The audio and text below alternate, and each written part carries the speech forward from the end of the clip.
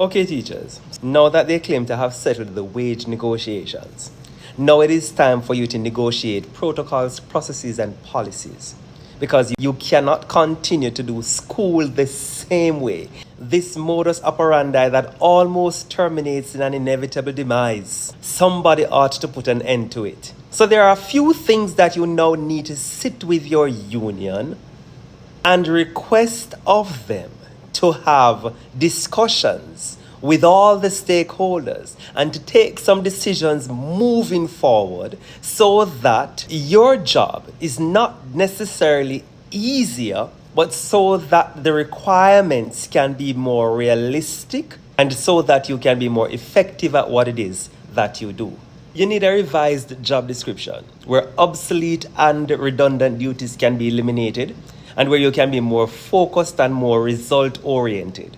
And by results, we're making reference to the kind of change that you can inculcate on the part of your students, whether academically or otherwise. You need to negotiate a set of mutually agreed upon by all stakeholders, mutually agreed upon non-negotiables, realistic deliverables expected between 7:30 a.m. and 3:30 p.m. Then the same stakeholders are going to have to make a decision about those things that are going to push past 3:30 and make a decision how you will be compensated, what kind of a stipend or benefit you will get from performing these additional duties. This any other duty addendum that is in the 1980s regulations need to be adjusted so that unconscionable principles now have you overexert yourself like a named Bertha Donkey. Along that same wavelength, I don't think it is unrealistic to ask for lesson plans, pre-written lesson plans that run in tandem with the curriculum and the content for the course. If you provide the curriculum guide and you provide the textbook, it is not too hard for you to actually provide the plans that go with these as well. And you can get the very same teachers that you have. There are teachers with excellent expertise in creating crafty lesson plans.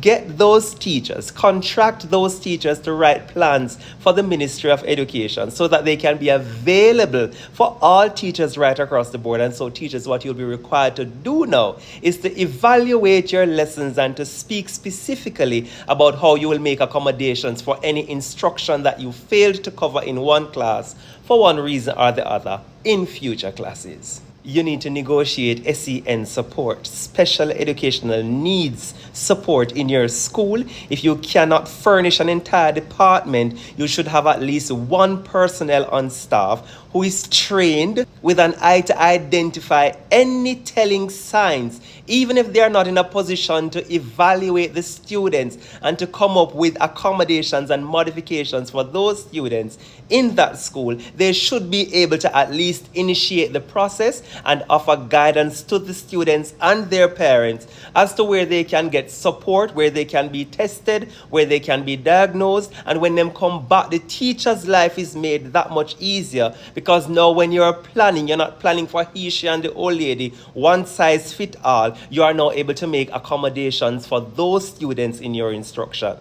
You need to negotiate a more robust, more all-encompassing guidance department. School psychologists, if possible. Social workers, if possible. You need to have a set of people on staff who can intercept some of the challenging social issues that the students and their parents have to grapple with. If at all you're able to provide any remnant of a social intervention for your students. Half a loaf better than none at all. A little goes a long way. You'd be surprised of the impact that those interventions might have on the students. You need to negotiate an appraisal system for principals and vice principals so that feedback from their cohorts, as well as parents, students, teachers, and other staff members can be triangulated, and so that decisions can be made about the effectiveness of their leadership.